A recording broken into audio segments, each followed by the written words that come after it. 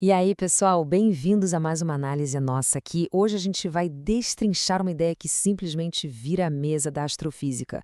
Vamos direto ao ponto e decodificar os capítulos 20 e 21 do inovador livro O Universo Admissível, de Fernando Coutinho. É aquele tipo de material que convida a descartar quase tudo que a gente achava que sabia sobre o cosmos e focar nos verdadeiros motores ocultos do espaço sideral. Bora lá? Bom, para começar a entender isso, é preciso encarar uma lacuna colossal no nosso conhecimento. Incríveis 95% do nosso universo simplesmente não podem ser vistos. Mas e se essa vastidão desconhecida não for um conjunto de partículas misteriosas escondidas por aí? E se a gente estiver lidando com leis físicas ocultas que a ciência ainda não compreendeu direito? É exatamente aí que o jogo muda. Então, o nosso roteiro de hoje é super direto. A gente passa por 5 partes. Primeiro, o grande enigma cosmológico.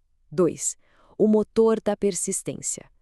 3. A gente explora a matéria escura como modulação estrutural. 4. A energia escura como dinâmica de relaxamento. E, por fim, uma nova realidade admissível. Vamos começar pelo começo. Seção 1. O grande enigma cosmológico e por que o modelo padrão atual tem limitações sérias. Olha só, 95%. Pensa bem nesse número. Esse é literalmente o tamanho do atual desconhecimento cosmológico.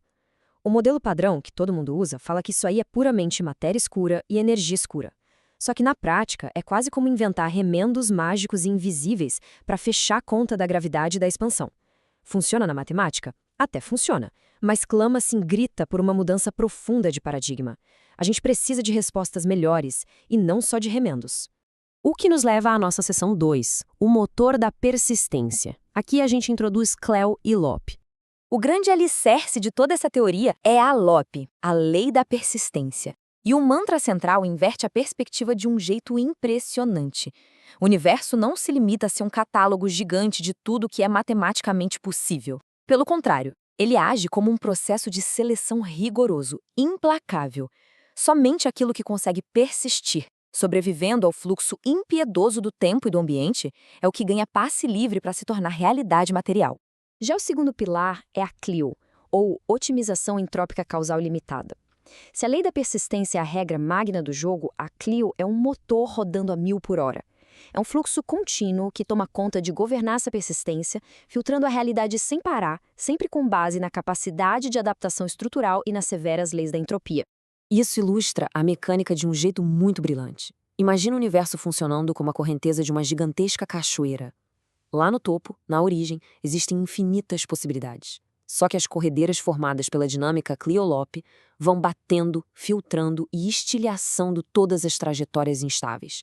Apenas as estruturas cósmicas muito parrudas, as mais resilientes, aquelas que suportam o custo físico de existir, sobrevivem à queda. É a pura seleção natural, mas aplicada à arquitetura da existência. Muito bem, seção 3. Agora a gente entra no capítulo 20 do livro Matéria Escura como Modulação Estrutural, redefinindo o que chamamos de teia cósmica.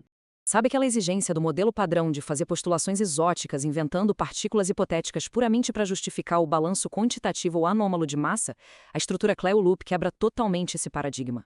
A matéria age na sua essência interacional não como um aglomerado isolado de partículas isoladas, mas como uma modulação estrutural efetiva e distribuída perante dinâmicas coletivas globais.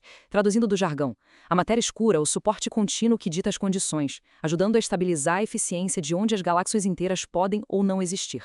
E o mais incrível é que tudo isso tem uma imensa consistência cartográfica com a realidade. A gente tem visto aquelas inferências maravilhosas feitas através de lenteamento gravitacional pelo telescópio James Webb, que confirmam a presença de uma baita rede gravitacional cósmica. A Clio-Lop não vê isso como mera coincidência. Ela entende essa rede exatamente como o palco operante subjacente que dita e amarra toda a persistência estrutural do cosmos. Quer dizer, o universo definitivamente não lança matéria de forma aleatória no meio do vazio. A coisa toda funciona em cima de um esqueleto gravitacional super organizado. Esse diagrama mostra que essa rede dinâmica e operante dita os caminhos exatos e permitidos para a aglomeração de todo o material cósmico que a gente consegue observar. Vamos ver como esse ciclo operacional perfeito acontece na prática, em 3 fases super claras. Tudo começa com a rede cósmica em si. O fluxo dinâmico, então, modula de forma eficaz a atração gravitacional e decide ali se a matéria pode entrar em colapso para formar estrelas. Por fim, o processo estabiliza a eficiência dessas atrações, que são mais raras, e seleciona as estruturas capazes de persistir a partir do histórico dinâmico global. É quase um peneira galáctico. E aí, essa dinâmica resolve um mistério que assombrou a galera da astrofísica por muito tempo. Encontramos supergaláxias massivas existindo cedo demais no histórico do universo. O fluxo Cleo-Lopes soluciona isso elegantemente. Ao agir na rede para estabilizar a eficiência nas atrações, a dinâmica baixa de requisitos gravitacionais. Ela modula os limiares e permite que esses raros colapsos formadores extremos aconteçam muito antes do esperado. Isso puxa o gancho para a seção 4, focada no capítulo 21, Energia escura, dinâmica de relaxamento e a decodificação da aceleração cósmica. Agora, o que chama muita atenção nessa comparação é o seguinte: o modelo padrão teima em inserir num campo uma hipotética energia do vácuo como um impulsionador, a famosa constante cosmológica. E ela exige um ajuste fino tão misterioso e perfeito que beira o absurdo. A visão da Silo-Lope afasta-se de concepções hipotéticas baseadas somente nisso. As assinaturas de expansão não vêm de uma força oculta. Elas são apenas o resultado de um belo relaxamento orgânico em larga escala da própria arquitetura espacial no seu estágio contemporâneo cosmológico. Para visualizar essa aceleração da expansão sem precisar de mágica, pensa num rio turbulento. Todo fluxo tem uma capacidade finita, certo? Quando esbarra nos limites, a água atinge uma saturação. Através das dependências e de correções cooperativas da própria estrutura, o sistema vai ganhando um comportamento profundamente relaxativo. Imagina o rio chegando num delta calmo e se espalhando. Esse decréscimo estrutural operante é exatamente o que vemos como a atual aceleração cósmica. O verdadeiro pulo do gato está na simplicidade matemática profunda da coisa. Nessa abordagem, a taxa de expansão, as assinaturas operando na taxa de H de Z, simplesmente emergem organicamente. Elas vêm dos próprios regimentos efetivos dessa dinâmica do modelo relacional saturante. Na tal ampliação finalística infravermelha, o cosmos apenas relaxa, e isso retira totalmente a necessidade de introduzir qualquer constante ad hoc misteriosa no cálculo. É um fluxo natural chegando ao seu delta expansivo. O que nos traz, com muito entusiasmo, a seção 5, uma nova realidade admissível, onde unificamos de vez a matéria e a geometria. Então, o ponto crucial aqui é essa grande unificação. Matéria escura e energia escura perdem totalmente aquele status de forças alienígenas separadas. Elas são projeções idênticas, manifestações duais da mesmíssima dinâmica. A rede que estabiliza o peso gravitacional das galáxias e a distensão temporal expansiva são duas faces da arquitetura Cleo, que atua de forma incessante, decidindo o que tem a capacidade e a permissão para persistir. E para amarrar tudo isso, a gente volta à frase fundamental: a realidade não é definida pelo possível, ela é definida pelo que persiste.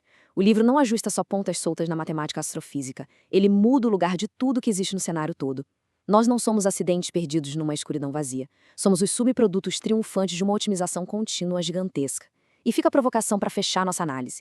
Se o universo inteiro visível é apenas a sobra do que aguentou e sobreviveu ao tronco do tempo, o que isso nos ensina sobre as leis profundas que governam a nossa própria existência? Até a próxima, pessoal!